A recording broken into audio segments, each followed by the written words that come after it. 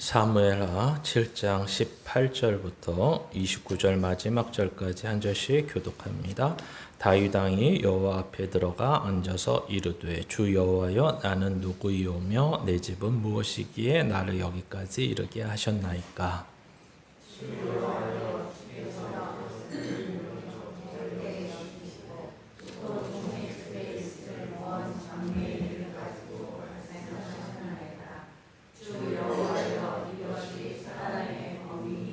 주 여호와는 주의 종을 아시오니 다윗이 다시 주께 무슨 말씀을 하오리이까.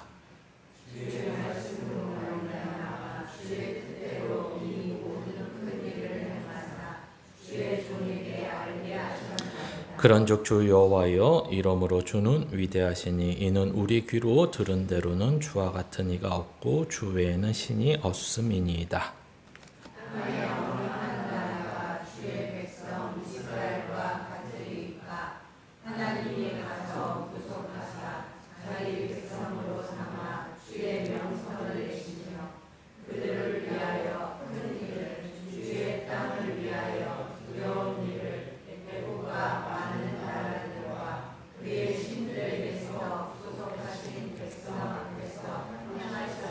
주께서 주의 백성 이스라엘을 세우사 영원히 주의 백성으로 삼으셨사오니 여호와여 주께서 그들의 하나님이 되셨나이다.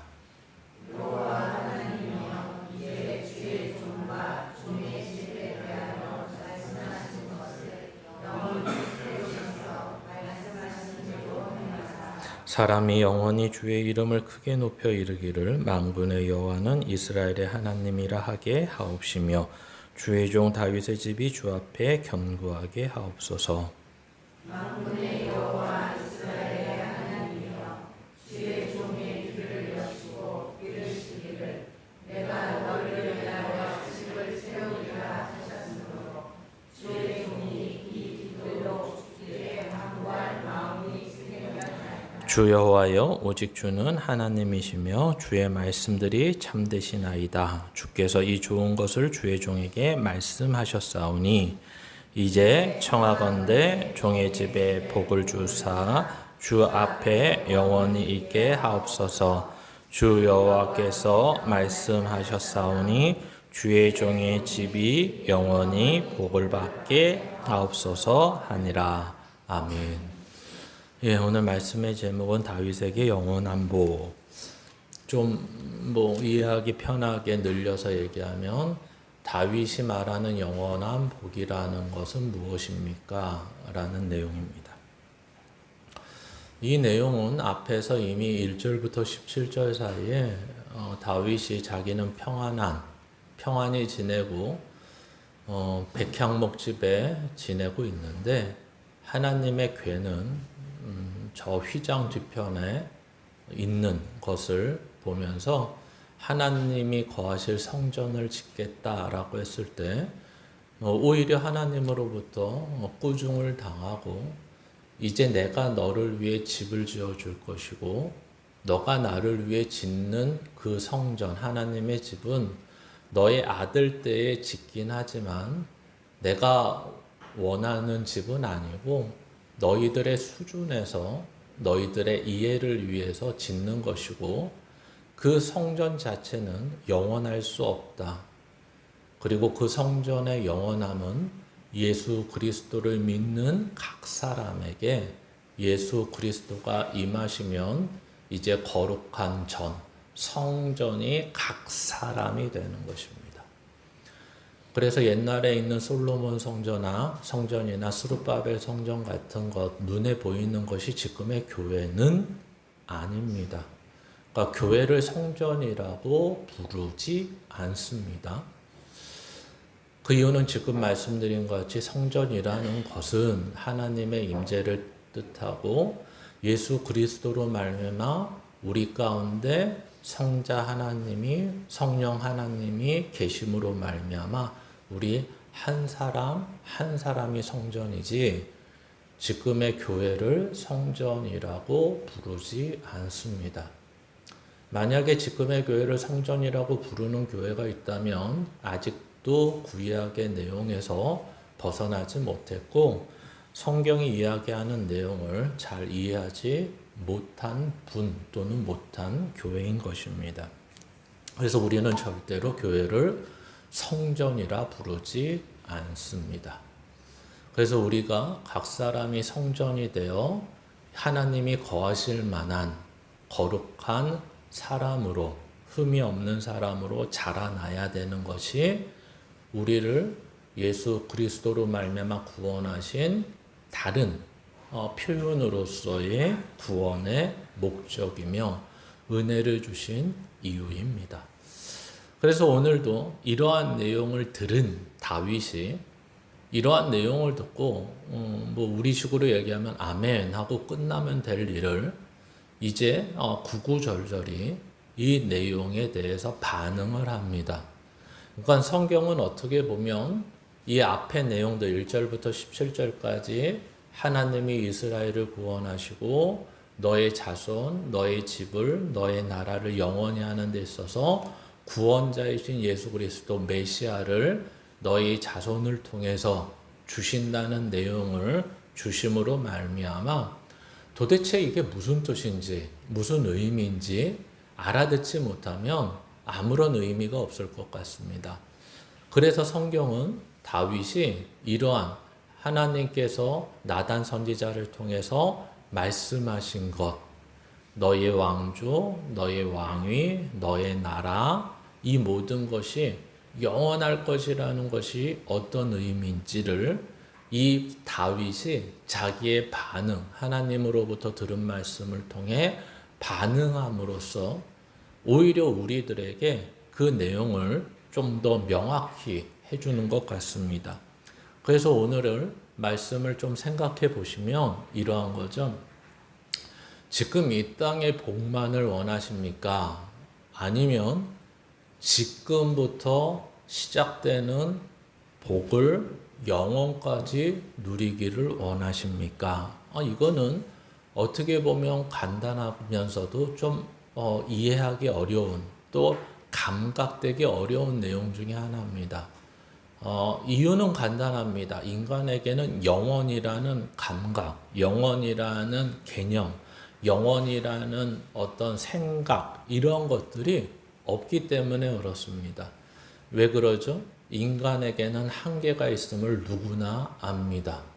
그렇기 때문에 그 한계를 아는 인간은 영원이라는 것을 말로는 하는데 그 영원이라는 것이 무엇인지 알 수 없는 존재입니다. 그래서 기독교 안에서 영원이라는 것은 우리가 생각하는 죽은 이유를 설명하지 않습니다. 이거를 먼저 분명히 하셔야 됩니다. 영원한 것은 죽음 이후에 있는 거야. 이렇게 어렴풋하게 생각하시면 안 되고 그 영원이라는 것은 지금부터 시작되는 거야. 이렇게 이해를 하셔야 됩니다. 그리고 지금부터 시작될 수 있는 근거는 무엇이냐면 바로 예수 그리스도를 믿는 것으로 인해 시작된 거야. 이렇게 이해를 하셔야 됩니다. 그러면 그 영원이라는 것은 지금 아무런 것도 못하고 있고 죽은 이후에 시작되는 것이 아니라는 것을 먼저 머리에 넣으셔야 된다는 거죠. 그래서 그 영원이라는 것은 예수 그리스도를 믿는 즉시 그 시간, 그 공간, 그 시공간의 모든 것을 통해서 시작 이렇게 되는 것입니다. 그렇기 때문에 우리는 이렇게 묻지 않습니다. 너 지금 이 땅에서의 복만을 원해? 그리고 영원하지 않아 그건. 그리고 지금 이 땅에서는 아닌데 죽어서 없는 영원한 것을 원해. 성경은 이렇게 묻지 않습니다. 즉 어려우시겠지만 한번 깊이 한번 생각해 보시면 좋을 것 같은데 너 지금부터 영원이라는 복을 받아서 죽음 이후에서도 영원이라는 복을 유지하고 싶어? 아니면 영원이라는 건 너에게 없고 지금이라는 것에서 지금 누리고 지금 끝나면 좋겠어? 이렇게 얘기하는 것입니다. 너 얼마를 드려야 될까요? 뭐 내 돈 쓰는 것도 아닌데 100억을 줄 테니까 지금 쓰고 지옥 갈래. 100억을 너 100살까지 하나님이 이렇게 말씀해.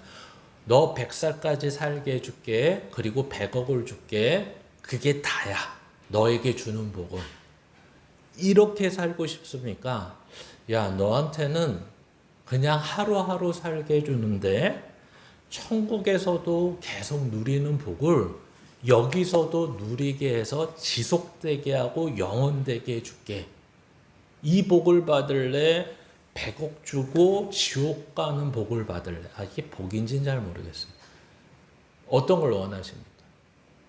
그러면 우리는 항상 얘기하죠. 100억도 받고 영원한 복을 주시진 않습니까? 뭐 이렇게. 절대 이제 뭐 제가 줄 수 있으면 드리겠지만 지금은 비교하는 거라서 100억 받고 지옥 갈래? 아니면 지금도 먹고 사는 건 그냥 살면서 천국에서만 누릴 수 있는 복을 여기서도 누리다가 천국 가서 영원히 누리면서 살래? 어떤 걸 선택할 수 있다면 어떤 걸 선택하시겠습니까? 바로 오늘 내용이 그거예요. 그러니까 즉 다시 말하면 다윗의 반응이라는 건 바로 이 반응을 얘기하는 거예요. 다윗은 깜짝 놀란 거예요. 어떻게 놀랐을까요?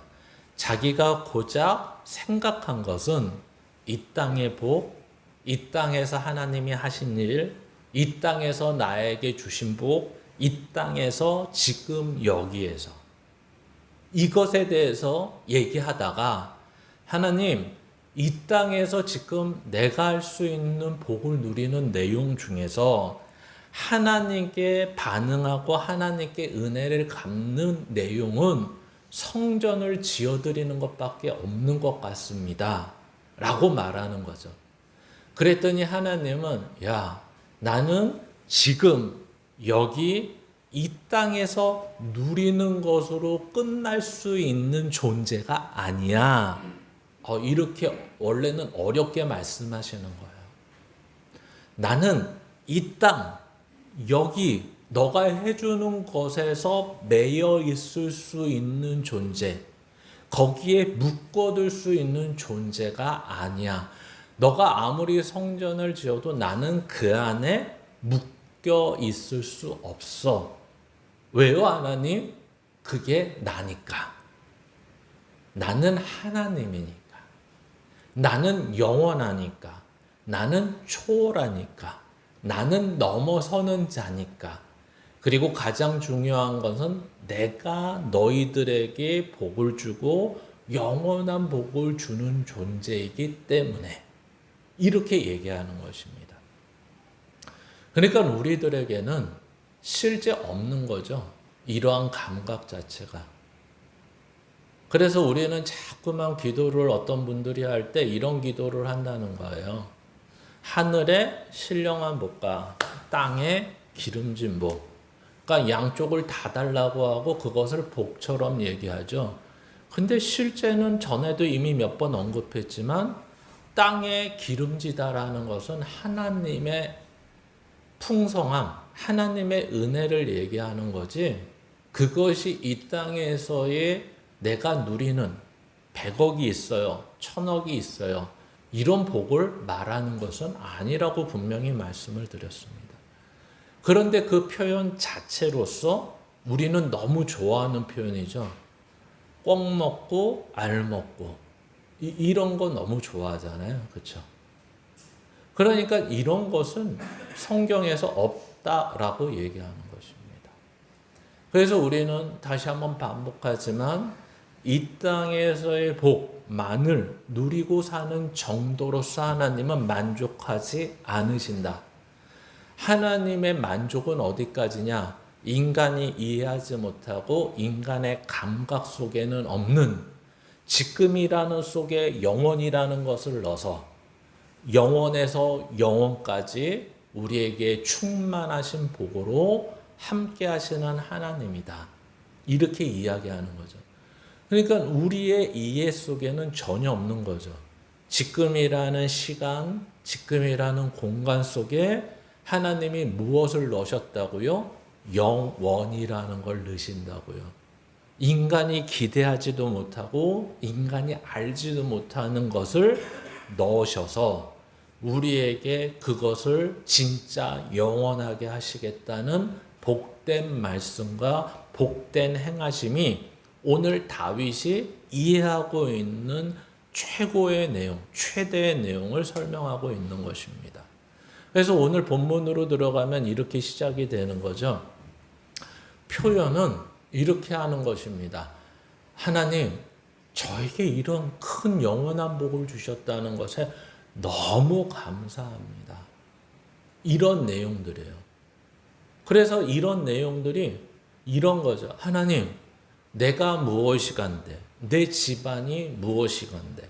그래서 성경에서는 내가 누구이며 내 집안이 무엇이길래 어떻게 했다는 거예요?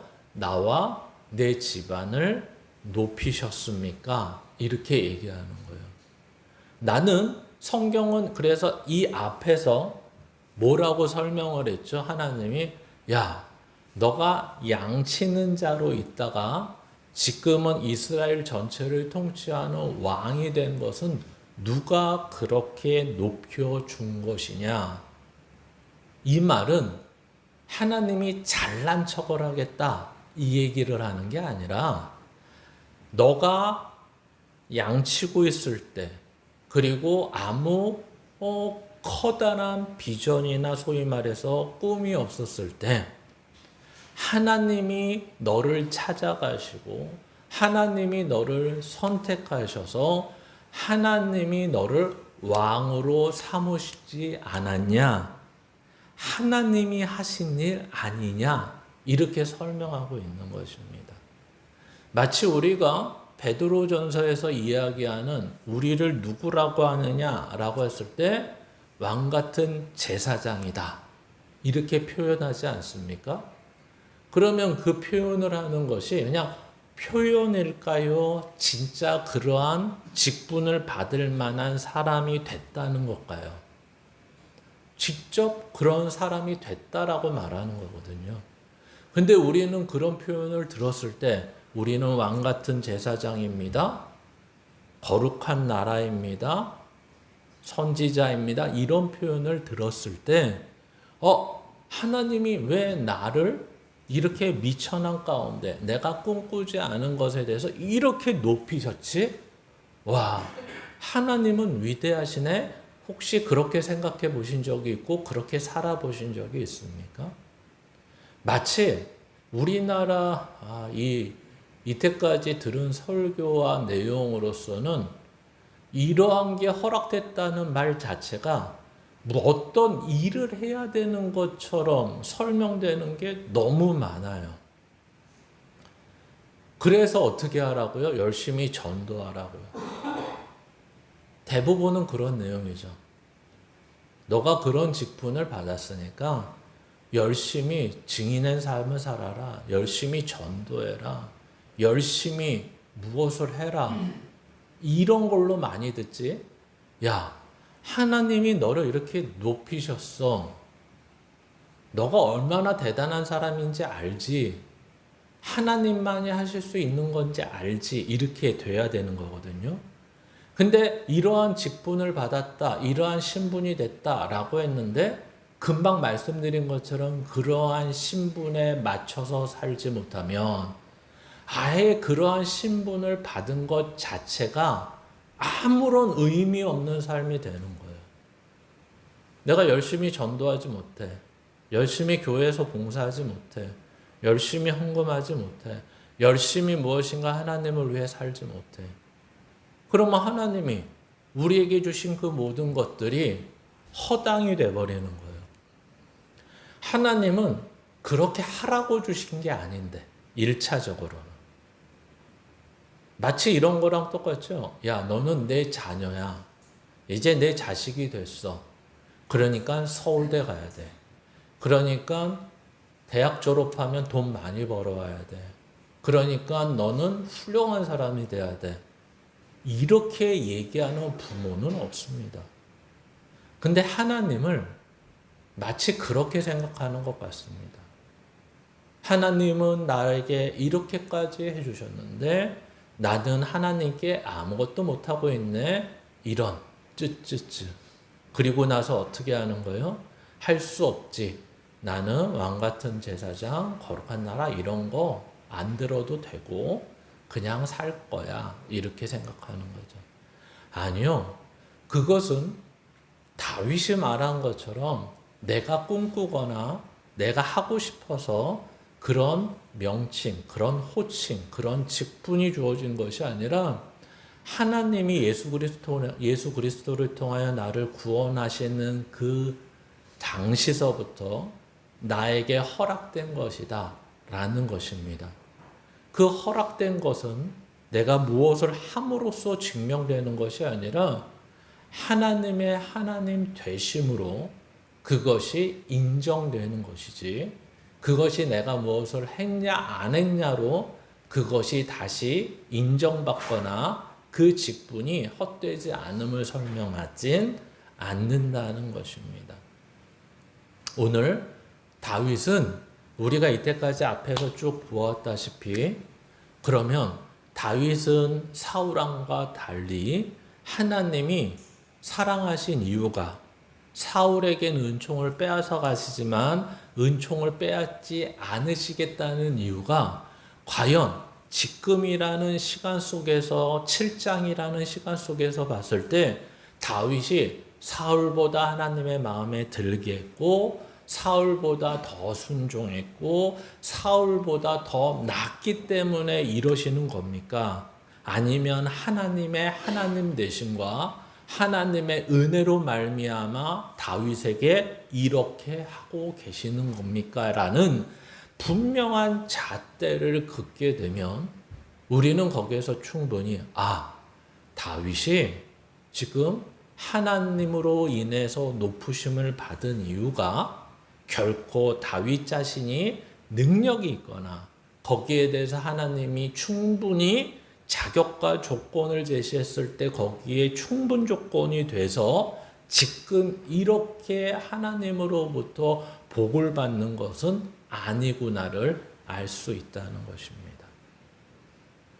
그래서 우리는 우리에게도 너무 그렇게 잔인하게 잣대를 대어서 나는 지금 행함이 있냐 없냐, 그래서 우리가 행함이 없는 믿음은 죽은 믿음이라는 야고보서의 얘기는 행함이 따라야지 나중에 천국 간다, 행함이 따라야지 나중에 구원받는다는 내용이 아니라 그만큼 하나님의 가치와 하나님의 생각과 하나님의 사람으로 당연히 예수 그리스도를 믿으면 변화된 것들이 있어야 되는데 그런 게 있냐 없냐를 묻는 것이지, 그것이 행함이 있냐 없냐가 우리 구원의 내용이 되거나 우리 구원의 기준이 되진 않는다는 것을 분명히 하셔야 됩니다. 그러면서 다윗은 좋게 말하면 겸손이고 아직도 이해하지 못하는 내용을 자기의 입으로 얘기하는 내용이 하나 있습니다. 바로 두 번째 내용입니다. 그 두 번째 내용은 지금의 것이 부족함이 없습니다. 지금 하나님이 말씀하신 대로 양쳤던 내가 지금 생각지 않은 왕까지 되는 데 있어서, 그리고 지금 이러한 다윗성을 구성하고 지어진 데 대해서, 그리고 이러한 평안함에 대해서 저는 더 이상 부족할 게 없습니다. 우리도 여기까지 이러면 참 좋을 것 같아요. 그렇죠? 많은 사람들이 신앙생활을 하면서 기도의 한계성을 보면, 기도의 한계성이 뭐냐면 불치의 병이나 한계적인 어떤 해결해야 되는 문제가 있을 때 하나님 앞에 초월적인 걸 구하는 사람들이 있습니다. 그리고 그 초월적인 걸 한계를 느꼈을 때 하나님이 응답해 주시고 해결해 주시는 것에 대해서 믿음을 갖는 분이 있는 반면에, 또 하나는 하나님을 믿으면서 너무 일상이 평안하고 별 불편이 없어요. 그러니까 표현은 애매하지만 고작 기도하자 그랬을 때 기도할 때 뭘 기도하냐면, 하나님 지금 여기까지 저에겐 충분합니다. 저에게 지금 배우자도 부모도 자녀도 저의 주변의 모든 것들도 평안합니다. 하나님 굳이 바라는 게 있다면 이 평안함을 깨지 않아 주셨으면 좋겠습니다. 지금 제가 사는 데 있어서 이때까지 사는 날 동안에 요즘같이 좋은 날이 없습니다, 하나님. 이게 깨지지 않았으면 좋겠습니다. 그래서 그 사람은 어떻게 사냐면 지금의 평안함, 지금의 행복이 깨지지 않게 해달라는 명분이 분명하고 조건이 돼야 되니까 그래서 열심히 봉사하고 그래서 열심히 예배드리는 분도 보았습니다. 성경은 근데 오늘 다윗은 그렇게 기도하지 않습니다. 왜 그렇게 기도하지 않냐면 하나님, 저에게 지금도 부족한 것이 없는데 하나님은 역시 하나님이시거든요. 왜 그렇죠? 여기가 전부가 아니라는 걸 저에게 가르쳐 주시는 거군요. 그래서 목까지 나에게 주심에 감사해요. 장래 일까지 나에게 가르쳐 주셔서 여기서 만족하고 여기서 끝나고 여기서 한계가 있고 여기서 끝장나는 게 내 인생에서 끝이 아니라 하나님은 역시 하나님이라서 이것으로 끝나지 않고 더 멀리 영원함이 있다라는 것을 우리에게 가르쳐 주심에 저에게 가르쳐 주심에 너무나 감사합니다. 그 말을 우리가 알아듣는 말로 하면 이런 거죠. 하나님, 하마터면 여기에서 지금 가지고 있는 평안함이 전부인 줄 알고 끝장날 뻔했습니다. 근데 하나님, 여기 있는 게 전부가 아니라는 걸 가르쳐 주시고, 야, 이게 전부가 아니야 정도가 아니라 그 영원함이 무엇인 것까지 말씀해 주시니 너무나 감사합니다. 이렇게 말하는 것입니다. 그러니까 이게 다윗은 인생에서 가장 소중한 걸 안 사람처럼 얘기하는 것입니다. 여기가 전부라는 것으로 끝나지 않고 영원한 장래일까지 저에게 말씀해 주시다니. 그래서 우리에겐 아주 단순히 적용될 수 있겠죠. 하나님, 이 고되고 힘든 인생, 또 어떤 사람에겐 평안하고 행복한 인생이 됐든 안 됐든 간에 안 된 사람에게는 다행이죠. 이게 끝이 아니라는 것. 만약에 지금의 평안과 행복이 있는 사람에게는 여기에서 끝나지 않는다는 걸 안다는 것은 상당히 중요한 일이라고 성경은 얘기하고 있는 것입니다. 그렇기 때문에 평안한 사람이든 고단한 사람이든 간에 상관없이 여기가 전부가 아닙니다. 그래서 내가 하나님을 의지하고 영원한 것을 바라보게 하시니 감사합니다. 하마터면 여기가 전부인 줄 알고 누구는 포기하거나 하마터면 여기가 전부인 줄 알고 이것으로 자랑하고 누리다 끝장날 뻔했습니다. 이 얘기입니다. 그래서 다윗은 더 큰 표현으로 얘기합니다. 저에게 너무 과분하지 않으십니까? 지금 다윗은 앞에서 말한 이 장래 일을 세 번째는 이 과분하다는 표현을 쓰면서 왜 과분하다고 얘기하냐면 이게 하나님 하신 일을 알리시는 거 아닙니까? 즉 다시 말하면 신의 영역에 있는 내용을 한낱 인간에게 지금 알려주시다니 너무나 과분합니다. 그래서 우리는 그리스 로마 신화 같은 거 보면 불이라는 걸 누가 가지고 있죠? 신이 가지고 있습니다. 신이 인간에게 안 줘요. 그러니까 그리스 로마 신화에 보면 인간이 불을 어떻게 하죠? 훔치지 않습니까? 그러니까 훔친다는 말은 그 그리스 로마 신화의 신은 인간에게 웬만하면 허용하지 않는 거죠. 신만이 주장할 수 있고 신만이 가지고 인간을 위협할 수 있고 신만이 가져서 자랑할 수 있고 권력이 될 수 있는 것들은 그때 신들은 인간에게 도대체 그것을 주지 않는 것입니다. 그래서 여기에서 보시면 그런 거죠. 다윗은 아는 거죠.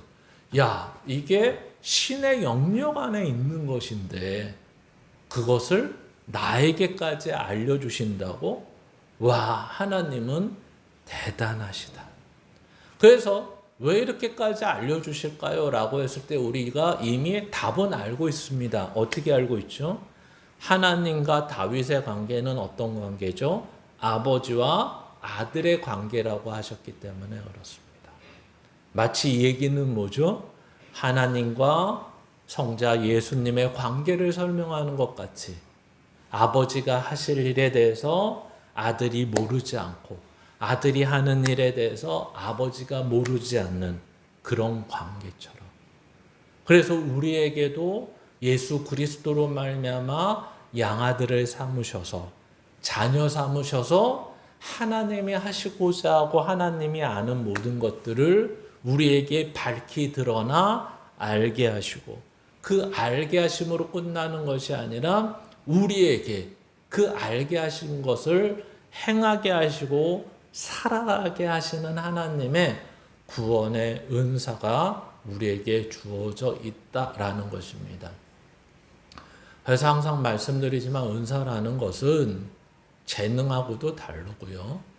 은사라는 것은 하나님이 우리의 구원에 있어서 구원을 이루는 데 필요한 것들을 허락하신 것을 은사라고 말합니다. 이 은사가 내가 무엇이 필요해서 재능처럼 받는 게 아니고요. 구원에 필요해서. 구원에 필요하다는 건 뭐죠? 우리가 구원을 받아서 달라지고 바뀌어야 되는 게 뭐죠? 생활이나 형편이 달라져야 되는 것이 아니라 우리의 심령이 바뀌어야 되고 하나님을 닮아가야 되고 성령의 열매를 맺어가야 되는 그 은사를 말하는 것입니다. 내가 무슨 열심히 봉사하자고 하고 열심히 예배드리자고 하는 건 은사가 아니고요. 내가 하나님의 사람이 되어가는 걸 은사라고 말합니다. 그렇기 때문에 하나님이 하시는 일, 우리가 이 땅에서도 하나님의 자녀답게 사는 것, 이 땅에서뿐만 아니라 영원한 것을 이어가게 하시는 것, 이것을 다윗 자신에게 주신 것으로 인해 너무 감사하다라고 얘기합니다. 그래서 크게 두 번째는 이제 이스라엘, 우리나라, 하나님의 나라, 영원한 나라, 이스라엘이라는 하나님이 택하신 나라에 주신 감사입니다. 이스라엘에게 하나님이 1절부터 17절 사이에 보시면 하나님이 다윗에게 말씀하실 때 뭐라고 말씀하셨죠? 야, 내가 이스라엘을 선택했고 그 백성을 내가 택했고 내가 애굽에서 구원했고 내가 가나안을 들어가게 하고 하면서 마치 우리가 뭐 어떤 할아버지나 할머니에게 옛날 이야기 듣듯이 그 얘기를 다시 한번 반복하시는 것입니다. 근데 그 반복의 내용이 그 사건에 대한 내용에 초점이 있지 않고요. 하나님이 너희들은 아무런 감각도 없고 아무런 원함도 없고 아무런 생각이 없는데 하나님이 그렇게 하셨다라는 것에 초점을 두고 있는 것입니다. 이스라엘은 광야에서 하나님을 찾아서 우리 좀 구원해달라고 하지 않았다. 이 백성들은 광야가 되거나 가나안이 되거나 어디가 되어서도 하나님과의 약속을 한 번도 지킨 백성이 아니다. 이스라엘 백성은 꼭 잘 섬기다가도 어느 순간 하나님을 우상으로 만들고 하나님을 우상으로 섬기는 아주 나쁜 족속이었다. 성경은 그렇게 얘기하는 것입니다. 그럼에도 불구하고 그러한 이스라엘을 하나님이 선택했고 그 백성을 하나님의 백성으로 삼으셨고 그런 하나님을 우상처럼 섬기는 아이들을 나는 버리지 않고 마침내 구원할 것이다. 이게 하나님의 뜻이다. 이렇게 앞에서 이야기한 것입니다. 그래서 이렇게 그러니까 그 얘기를 듣고서 이렇게 표현을 하는 것입니다. 즉 주님과 같은 분이 계심을 알려주셔서 감사합니다. 그러니까 이런 얘기가 아니라는 거죠. 하나님 너무 잘난 척 하시는 거 아니에요? 그렇게 말씀 안 하셔도 하나님 하신 거 우리가 다 알아요. 그러지 않고요. 맞습니다, 하나님. 그런 신은 하나님밖에 없으십니다. 한 번도 하나님을 존중하거나 한 번도 하나님의 위대하심을 증명하거나 한 번도 하나님이 하신 일, 우리 민족과 백성에게 하신 일에 대해서 제대로 거기에 대해 감사를 하거나 거기에 말씀대로 따르거나 하나님의 위대하심을 제대로 전한 적도 없는 이 이스라엘에게도 바로 앞에까지 사울 왕의 모습 속에서도 그리고 앞에서까지 그 언약의 법궤를 고작 하나님의 존귀하심, 하나님이 우리를 위해 하신 일을 생각해서 그 법궤를 가져다 놓을 생각을 하지 못하고 그런 우둔하고 어리석은 백성에게 하나님은 끝까지 하나님이 되셔서 그 일을 하시다니요. 하나님 죄송하지만 내가 아는 다른 우상과 비교해 보면 다른 우상들은 만약에 어떤 우상이 무엇인가 복을 줬다 그럴 때 그 우상이 준 복에 대해서 감사하거나 거기에 대응하는 무엇인가 보답을 안 하면 그 우상은 어떻게 하냐면 우리를 벌하거나 우리에게 천벌을 주거나 위협하는 우상들밖에 없는데 하나님은 어떻게 하셨다고요? 그렇게 하지 않으셨네요. 하나님은 진짜 다르신 분입니다. 주님과 같으신 분은 제가 이때까지 살면서 본 적이 없습니다. 우리들의 죄성, 우리들의 연약함, 우리들의 부족함과 아무런 상관없이 하나님의 하나님 되심으로 말미암아 하나님은 얼마나 넓고 얼마나 깊고 얼마나 큰지 주님과 같은 분은 없습니다. 그러면서 더 나가는 거죠. 이런 하나님은 다른 우상들을 섬기는 어떤 민족에게 신이 있다고 하여도 이 신이라는 존재는 이런 분이 신인 게 맞습니다. 당신만이 진정한 하나님이십니다. 나는 이제 더 이상 다른 신을 볼 필요도 없고 다른 우상을 신이라고 말할 필요도 없습니다. 오직 하나님은 하나님 한 분밖에 없습니다. 이렇게 얘기하는 거죠. 저와 여러분의 삶에 신이라는 것이 과연 어떻게 마음속에 자리 잡고 계십니까? 우리의 무속신앙, 우리의 토테미즘, 우리의 샤머니즘 등등의 막 표현하는 모든 것들은 우리나라는 특히 그런 거죠. 우리나라뿐만 아니라 어느 나라나 어디에든 신이 있죠. 부엌 부뚜막에도 신이 있고 화장실에도 신이 있고 이 산에도 신이 있고 저 산에도 신이 있고 저 강에도 신이 있고 저 바다에도 신이 있고 우리가 인간이 거하는 어떤 장소와 어떤 곳에 신이 없는 곳이 없습니다. 그러나 옛날보다는 많이 줄었죠. 그 줄었다는 말이 실제 없다, 실제 그런 적이 없다가 아니라 우리가 이제 더 이상 신이라고 말하지 않는다라는 것뿐이죠. 그러면 우리가 지금 신이라고 말하는 것들이 어떤 것이 있습니까? 라고 했을 때 초월적인 모든 것, 나의 한계를 넘어서는 모든 것들은 신이라고 봐야 되죠. 그래서 돈이 신이고 권력이 신이고 자랑할 만한 것들이 있는 게 신이고 그럴 것 같습니다. 즉 이런 얘기를 하는 이유가 바로 여기 있는 것입니다. 지금 이 얘기, 주님과 같은 분은 더 이상 없습니다. 진정한 하나님은 하나님 한 분밖에 없습니다. 이거는 지금 다윗이 만약에 이것을 말하는 대상이 다른 사람이라면 이게 뭐가 되는 거죠? 자랑이 되는 거죠.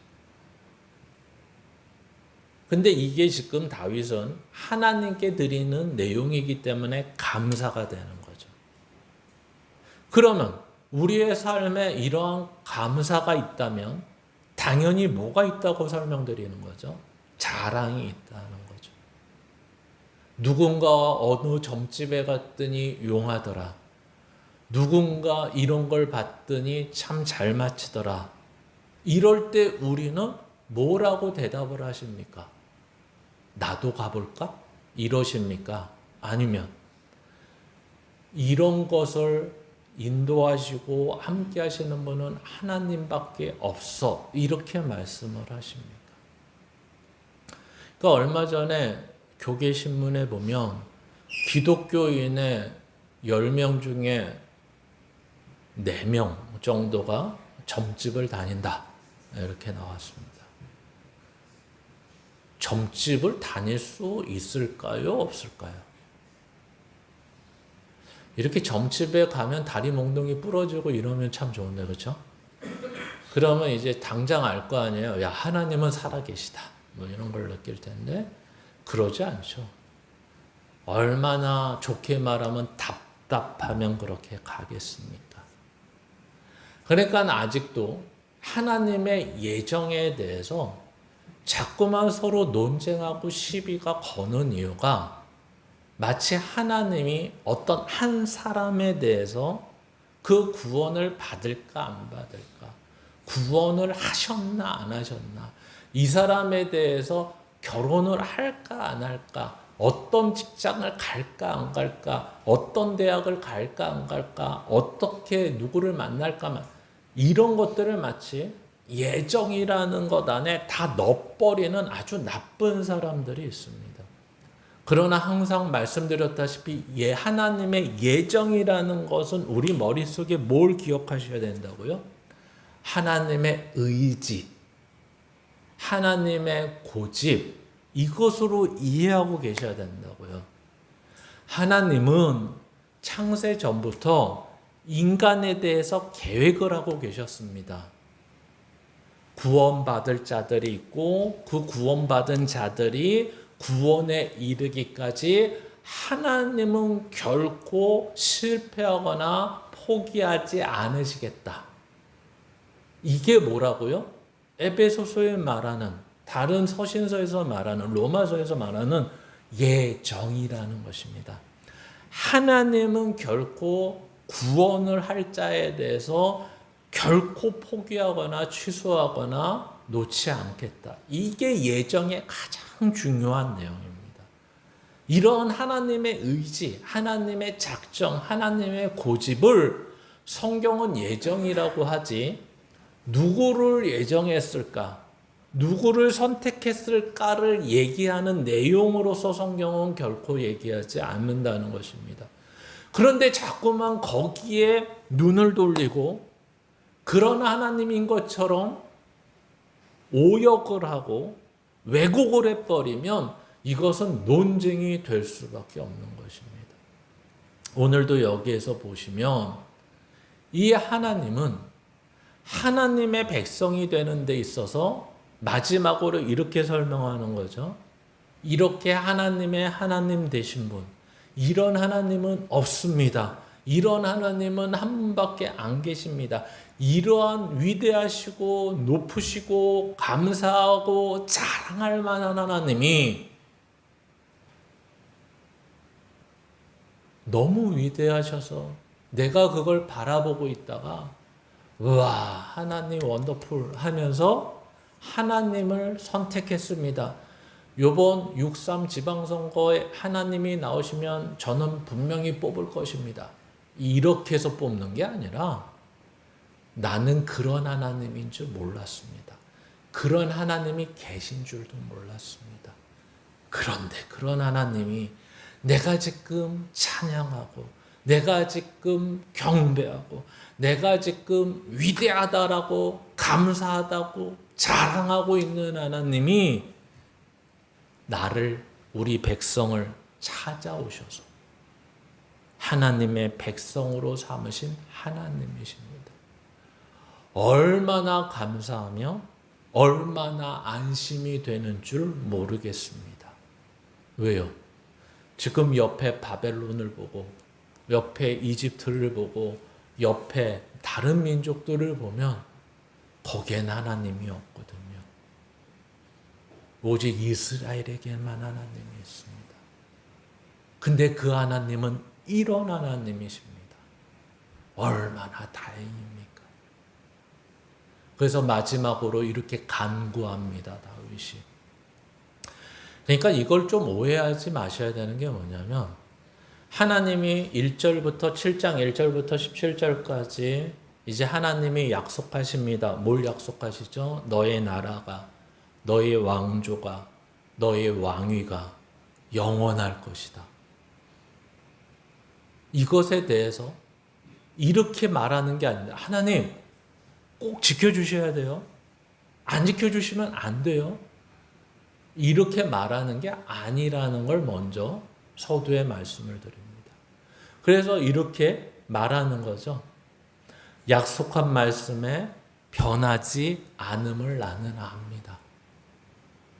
하나님이 나에게 하신 것, 이스라엘에게 하신 것, 그래서 내가 아는 하나님은 그 약속의 말씀이 변하지 않는다는 걸 압니다.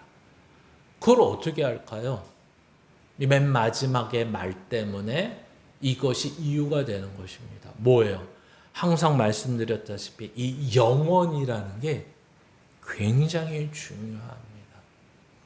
그래서 우리는 이러한 하나님을 한마디로 얘기하면 항상 반복되지만 신실하신 하나님이라고 보통 말을 합니다.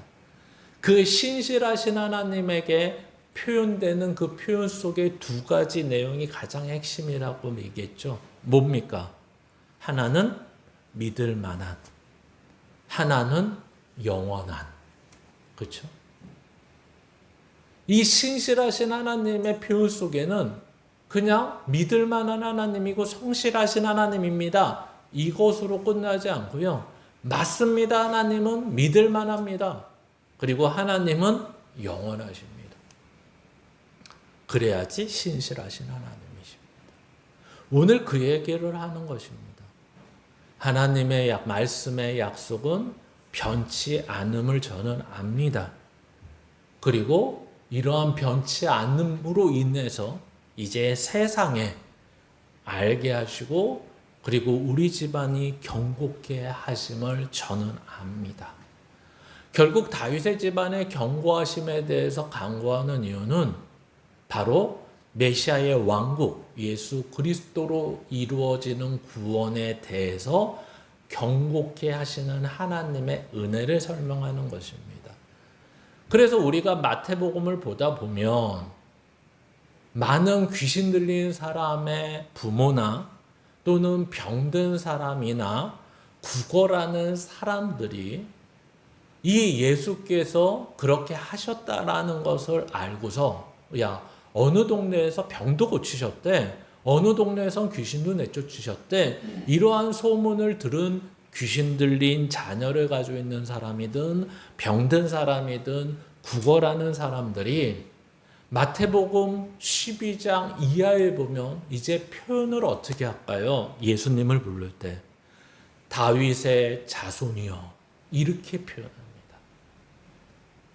그러면 이 사람들이 말하는 다윗의 자손이라는 말은 뭘까요?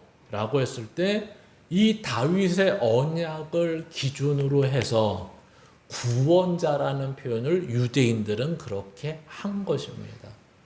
그래서 예루살렘에 예수님이 원래는 십자가를 지려고 들어가셨지만 이 백성들은 그런 걸 이해하지 못하고 예수님이 이제 예루살렘에 나귀 새끼를 타고 입성을 할 때 우리가 잘 아는 표현을 합니다. 뭐라고 외치죠?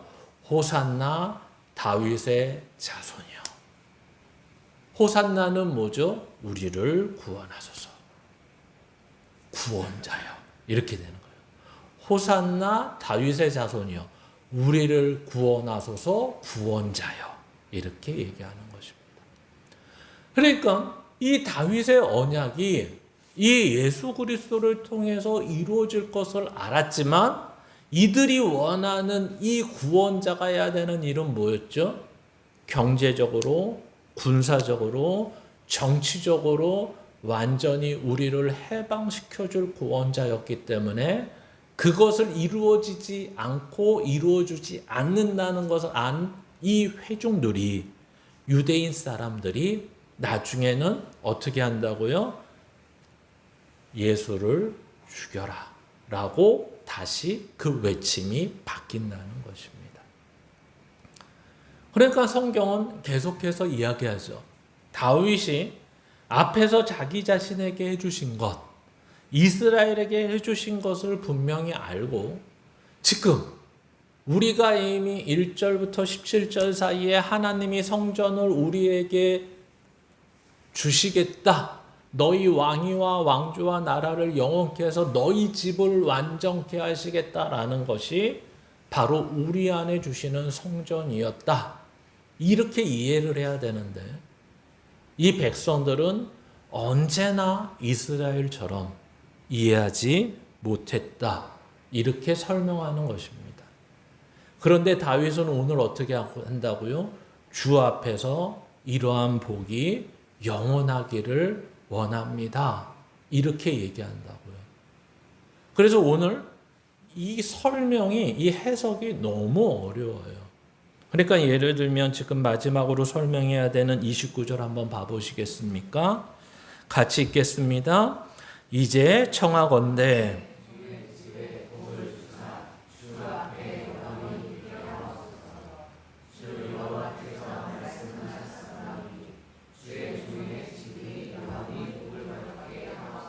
하니라. 아멘. 어렵죠, 말이. 뭐 한글을 몰라서 어려운 게 아니라 종의 집에 복을 주사 주 앞에 영원히 있게 하옵소서. 아니 이미 얘기했는데 주 여호와께서 말씀하셨사오니 주의 종의 집이 영원히 복을 받게 하옵소서. 마치 우리가 한글로 보면 아주 간절한 기도처럼 보이지만 이것을 원어로 보면 이렇게 얘기하는 것입니다. 하나님이 종의 집에 영원한 복을 주시겠다는 걸 기뻐하시는 것을 이제 알았습니다. 그 기뻐하심대로 종의 집에 영원한 복을 주시옵소서. 이렇게 얘기하는 거예요. 즉 다시 말하면 영원한 복이라는 것은 뭘까요? 다윗이 말하는 하나님의 뜻, 하나님의 목적, 하나님이 이루시고자 하는 것들이 우리를 통해 이루어지는 것이 바로 영원한 복이라는 것입니다. 그러니까 항상 말씀드리지만 이런 건 아니라는 거죠. 내가 원하는 것, 내가 뜻하는 것, 내가 목적하는 것, 내가 소원하는 것을 이루는 것이 복이 아니다. 그러면 그런 건 필요 없나요? 아니요. 그런 건요. 복이 될 수도 있고 복이 안 될 수도 있다고 말하시는 겁니다. 세상에서 성공하고 세상에서 돈 많이 벌고 세상에서 자랑할 거 많고 세상에서 평안하고 그게 왜 복이 아니겠습니까? 많은 성경은 야, 돈 많은 것이 복이 될 수도 있고 복이 안 될 수도 있어. 가난한 것이 복이 될 수도 있고 복이 안 될 수도 있어. 건강한 것이 복이 될 수도 있고 복이 안 될 수도 있어. 이렇게 얘기하는 것입니다. 그거는 첫 번째로 이유는 영원하지 않아. 돈이 많은 것이 영원하지 않아. 만약에 너희들이 영원하다고 느낀다면 여기서 처음부터 돈이 많아서 죽을 때까지 돈이 많을 수는 있는데 천국에서는 아무런 소용이 없어. 그리고 많은 사람들은 어렸을 때 또 중간에 늙어서 이러한 80에서 보통 100살까지 사는 데 있어서 소위 말하는 복이라는 것, 소위 말해서 평안이라는 것, 소위 말해서 행복이라는 것이 롤러코스터 타듯이 살아가는 거야. 그리고 어떤 사람은 돈이 많아서 망해. 어떤 사람은 돈이 없어서 죽어. 그래서 그거는 복이 아니야. 이렇게 얘기하는 것입니다. 그러면 그게 복이 되려면 어떻게 해야 되는데요? 하나님의 뜻대로, 하나님의 목적대로, 하나님이 원하시는 대로 살 때에 그 돈도 복이 되고, 건강이 있고 없고도 복이 되고, 어느 땐 돈이 없는 게 복이 되고, 어느 땐 무엇이 복이 되고 복이 안 되고 그런 거야. 그러나 이 땅에서 분명한 건 있어. 복이 되려면 그 어떤 것으로라도, 어떤 삶으로라도 하나님의 목적을 알고 하나님의 뜻을 알고 하나님이 원하시는 대로 그것을 가지고 살아가는 게 이게 영원이라는 것의 시작이야. 그리고 그게 영원까지 가는 거야. 이게 영원한 복이야. 이렇게 얘기하는 것입니다. 그래서 다윗은 말은 이렇게 하는데 말은 몰랐던 것 같아요. 어떻게 확정하냐고요? 나중에 밧세바 사건 때문에 그렇습니다. 자기가 아무리 입으로 또는 그 당시에는 완전히 자기가 마음에 우러나서 이 이야기를 했더라도 뭘 몰랐던 거죠? 나의 본성은 아직 죄인입니다. 죄인은 입으로는 고백할 수 있지만 그대로는 살 수 없습니다.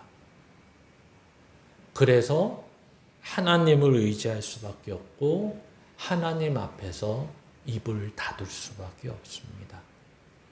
그 누구도 자랑할 수 없습니다. 나중에 깨닫게 되는 거죠.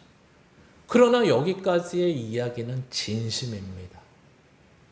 이런 진심 가운데 우리가 할 수 있는 것은 우리의 진심이 다윗과 같은 진심이 되어 하나님이 다윗에게 주신 것처럼 우리에게도 동일하게 그 신분, 그 삶의 모습, 하나님이 찾아오신 것 다 동일하다고 지금까지 말씀드린 것처럼 그 하나님이 우리에게 찾아오셔서 하신 것들을 기억하시며 감사하시며 그 약속에 대해 하나님 앞에 그렇게 살게 해달라고 간구하고 기도하는 저와 여러분이 되시기를 주님의 이름으로 축원합니다.